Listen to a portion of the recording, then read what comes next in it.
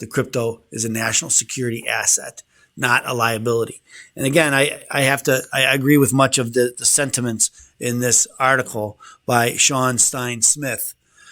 Shunning new technology and ways of doing business has never yielded positive results. Crypto is no different. This is absolutely true, right? No matter, whenever the new technology comes in, everybody's hesitant. One of my favorite, I remember when the internet first started and they were showing how you're going to be able to get your news. I think it was, AOL or one of these. Actually, it was the other one. And that's when I had never had AOL. I had the other one. Anyway, it took you an hour and a half to download a newspaper, and it was always in text. And they said, "See, this is never going to work." But of course, they were wrong. And you have to embrace new technology and try to make it work for you. You can't fear it, and then and come up with. And that's what's going on now in the Senate, in the House now.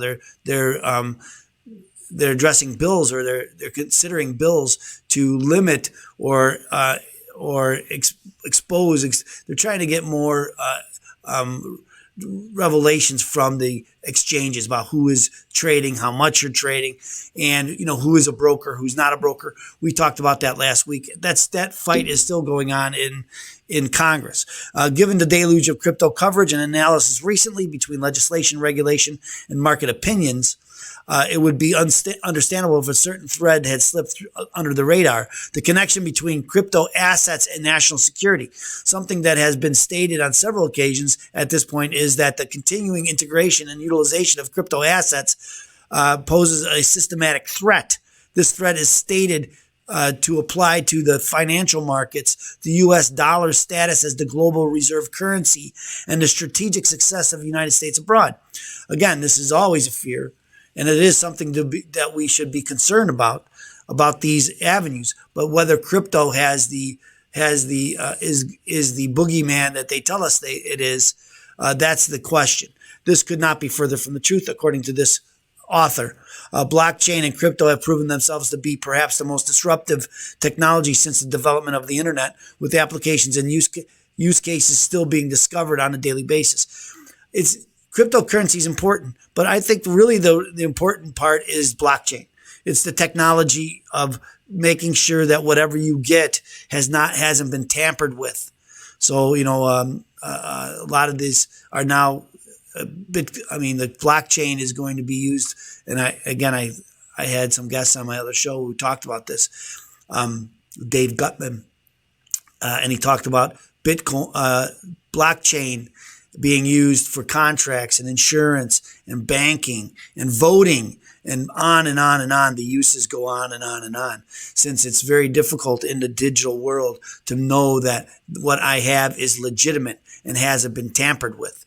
And so that's a huge undertaking in the internet, and blockchain, I think, addresses that big problem. With such a fundamental disruption, will invariably be some dislocations and changes to the status quo. But that is not the equivalent of being a national security risk. Rather, the continued development and proliferation of crypto assets brings with it a potential for new and innovative applications across virtually economic sector. As I just mentioned, I agree with that. The blockchain technology is important to the real use of the internet. Right now, we have the internet, but it's so unstable and insecure that it's really not good for a lot of things, or it makes it more risky, I should say.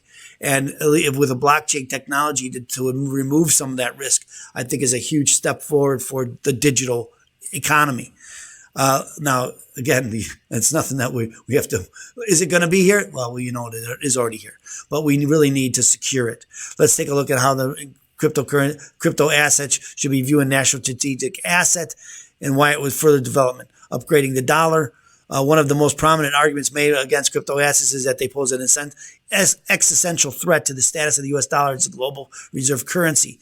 There is no guarantee. It is true that the dollar will will also be always, I think they mean, the global reserve currency. But the assigning of blame on crypto is a short-sighted and an incomplete assessment of the situation. Instead of fearing the rise of crypto as a threat to the current position of the dollar, policymakers and regulators should embrace the benefits of crypto-based payments. Well, again, we have a lot of digital-based payments, PayPal, others who are out there that are doing but I think that more security when it comes to your dollars and protecting your money, I think is always a good thing. And that's the promise of blockchains. Put another way, instead of cracking down on everything that resembles crypto transactions without understanding nuance and differentiation that exists, policymakers, and this is where I come in, right? It's really about the policymakers because they don't understand. Think about the average age of a senator.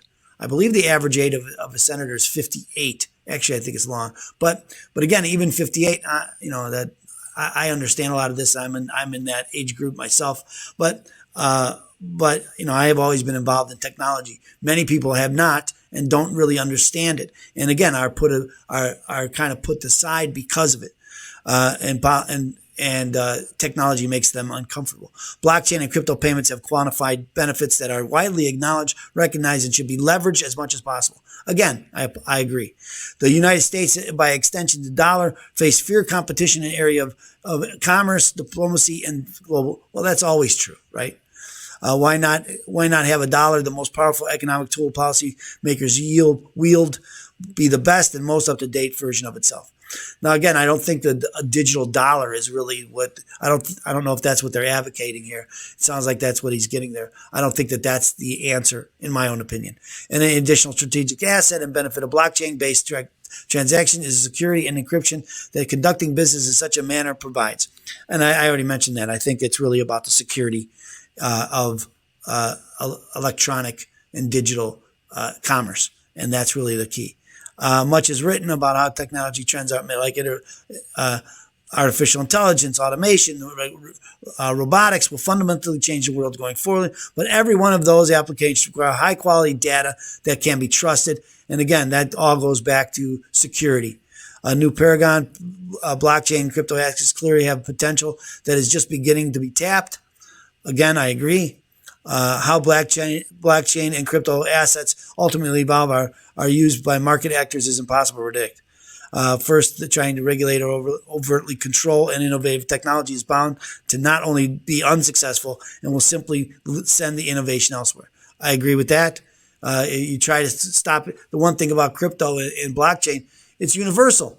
It doesn't have to be here. And so the more regulations we have, the more likely it is that we're going to send it somewhere else for the innovation that will occur elsewhere. I was going to talk about an article about Taiwan, that Taiwan is really gearing up to be the center of cryptocurrency. As we've talked about, El Salvador wants to do the same thing. Taiwan probably has a leg up there. But again, there's lots of actors that are trying to get involved and want to take control. And if the more regulations we have here in our country to prevent the innovation, the more the innovation is going to be brought somewhere else to our detriment, in my opinion. Crypto assets and underlying blockchain technology certainly are tools and applications that are reshaping as we speak how individuals and institutions do business and interact with each other. That said, it is critical not to view the disruptions as a risk. Well, again, there's always risk. It's always a risk, and this will continue to be a risk. But I think we need to embrace